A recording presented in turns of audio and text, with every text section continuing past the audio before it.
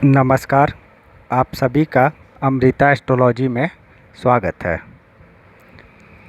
ये हमारा जो राज योग का श्रृंखला शुरू हुआ है उसके अंतर्गत ये दूसरा मेरा वीडियो है जिसमें राजयोग के बारे में हम चर्चा करेंगे।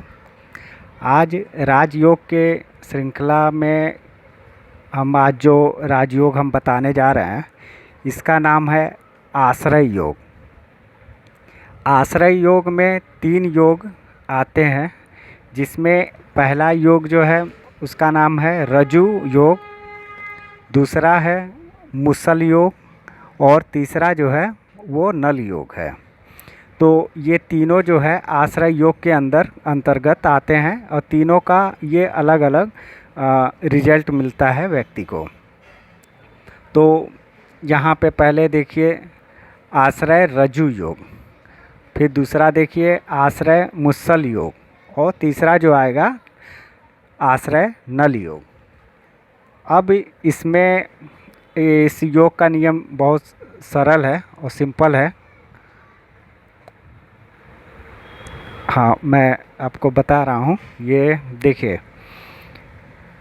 आश्रय योग में ये जो ग्रह होते हैं ये एक तरह से एक विशेष एक ही प्रकार के जो साइन वाले राशियाँ होती हैं, यानी कि चर राशि, स्थिर राशि और द्विस्वभाव राशि। केवल इन्हीं राशियों में ये एकत्रित हो जाते हैं तो ये आश्रय योग हो जाता है। एक तरह से ये आश्रय ले लेते हैं इन राशियों में, यानी कि सारे ग्रह अगर चर राशियों में बैठ जाएं, यानी कि ये चर राशि में बैठ जाएं तो ये रजु योग बनाते हैं। अब चर राशि में कौन कौन से राशियाँ आती हैं ये आप जान लीजिए। चर राशि में पहले मेष आएगी, कर्क आएगी, तुला आएगी और मकर राशि आएगी। ये चारों राशियाँ चर राशि हैं और इनका चर राशि का मतलब है ये चलने वाली, ये स्थिर नहीं रहती। इनका स्वभाव होता है कि ये मूव करती रहती हैं, तो इसलिए इनको चर राशि कहा जाता है। और सारे ग्रह जब इन्हीं चारों चर राशि ये जो चर राशि हैं इन्हीं में सारे ग्रह अगर बैठ जाएं, यानी ये आश्रय ले लेते हैं, तो ये एक प्रकार का योग बनता है जिनका नाम है आश्रय रजु योग। अब आश्रय रजु योग में जो व्यक्ति का जन्म होगा तो पहली बात तो वो व्यक्ति खूबसूरत होगा, पर्सनालिटी अच्छी होगी, हेल्थ अच्छा होगा उसका। और वो ये हेल्थ और पर्सनालिटी और ये इसका जो स्वास्थ्य होगा वो अच्छा कैसे रहेगा, उसके लिए ये ज़रूरी है कि ये अपने बर्थ प्लेस से दूर रहे। ये व्यक्ति अगर ये जन्म के स्थान पे ही रहेगा तो ये कभी भी इसका ये जो राजयोग जो है ये इसको फलित नहीं होगा या इसके लिए ये सकारात्मक नहीं होगा, क्योंकि ये चर राशियों में है। तो चर मूवेबल राशियाँ जो होती हैं, यानी कि इस व्यक्ति को अपने बर्थ प्लेस से दूर रहना चाहिए। दूर या चल के ये या जितना दूर रह सके उतना ही इसके लिए अच्छा होगा। उससे ये इसके लिए स्वास्थ्य लाभ विशेष मिलेगा और ये कभी भी ज़िंदगी में इसका हेल्थ का इशू नहीं आएगा अगर ये अपने बर्थ प्लेस से दूर रहता है तो, ऐसा व्यक्ति।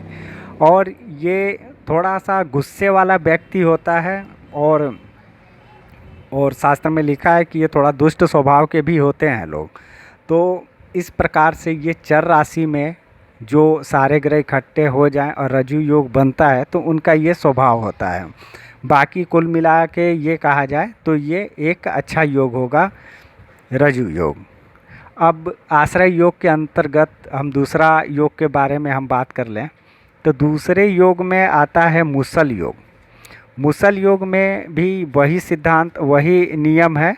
इसमें क्या है कि रजु योग में चर राशि में सारे ग्रह बैठ रहे थे, इसमें मुसल योग में स्थिर राशियों में सारे ग्रह बैठ जाएं तो ये मुसल योग बनता है। यानी कि आश्रय मुसल योग, ये स्थिर राशियाँ कौन कौन सी हैं इसको आप जान लीजिए। तो पहले नंबर पे वृषभ राशि आती है, दूसरे नंबर पे सिंह राशि आएगी। तो स्थिर राशियों में पहला वृषभ है, दूसरा सिंह है, तीसरा वृश्चिक है और चौथा कुंभ है। ये स्थिर स्वभाव की राशियाँ होती हैं।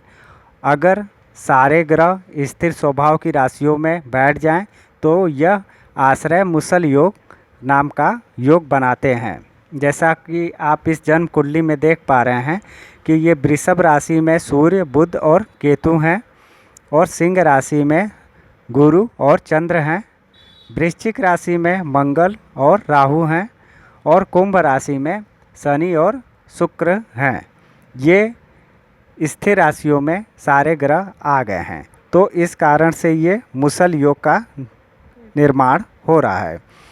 इसमें जो व्यक्ति जन्म लेता है वो ज्ञानी होता है, यानी उसे जिस भी क्षेत्र का वो व्यक्ति होगा उस क्षेत्र का वो बहुत ही गहरा ज्ञान रखने वाला, डीप नॉलेज रखने वाला व्यक्ति होता है और मान सम्मान प्राप्त करने वाला ये व्यक्ति होता है। इनके पास धन की कोई कमी नहीं होती है और ये गवर्नमेंट से भी इनको काफ़ी अच्छा सपोर्ट मिलता है।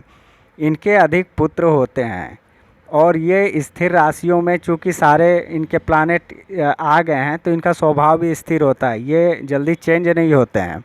इनका स्वभाव भी एक तरह रहता है और इनमें कोई जल्दी परिवर्तन नहीं आता है। तो कुल मिला के ये मुसल योग जो है ये बहुत अच्छा और पॉजिटिव योग माना जाता है। चलिए, आश्रय योग के अंतर्गत ये जो तीसरा योग बनता है उसे हम नल योग कहते हैं। तो नल योग में क्या है, उसी तरह से ये भी है कि इसमें जो राशियाँ, इसमें जो ग्रह होते हैं वो ड्यूअल साइन राशियों में बैठ जाती हैं, यानी कि दो स्वभाव राशियों में सारे ग्रह का बैठ जाना ये नल योग का निर्माण करता है। तो द्विज स्वभाव राशियों में हमारे कौन कौन से राशियां हैं इसको हम जान लेते हैं। पहले नंबर पे मिथुन, दूसरे पे कन्या और तीसरे नंबर पे धनु राशि आएगी और चौथे नंबर पे मीन राशि आएगी।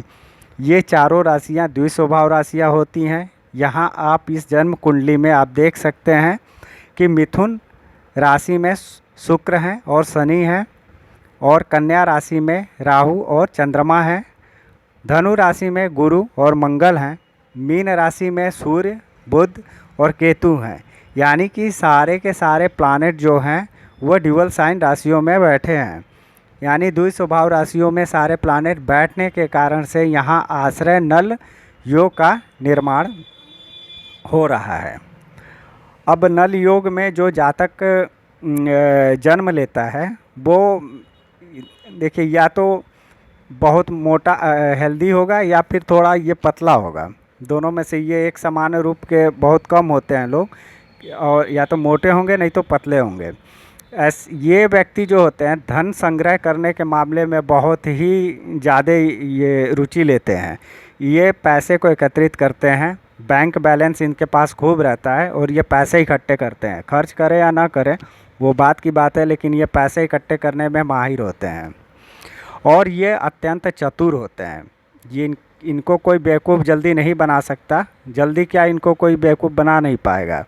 ये इनकी खास क्वालिटी होती है, ये बहुत ही ज़्यादा स्मार्ट होते हैं, चतुर होते हैं और ये भाइयों में प्रिय होते हैं। इनके भाई भी होते हैं जो इनको भाई जो होते हैं इनको इसको बहुत मानने वाले होते हैं। ये भाइयों में प्रिय होता है और अच्छा स्वास्थ्य और अच्छा रंग रूप सुंदर व्यक्ति ये होता है नल योग में जन्म लेने वाला व्यक्ति। तो मित्रों, आज हमने राजयोग के अंतर्गत आश्रय योग को जाना है और मैं इस राजयोग कड़ी में और आगे भी हम राजयोगों के बारे में बताएंगे और आशा करता हूं कि मेरा ये वीडियो आपको पसंद आया होगा। अगर पसंद आए तो लाइक और सब्सक्राइब करिएगा और मेरे चैनल को सब्सक्राइब करिएगा और आप सबका बहुत बहुत धन्यवाद अमृता एस्ट्रोलॉजी में।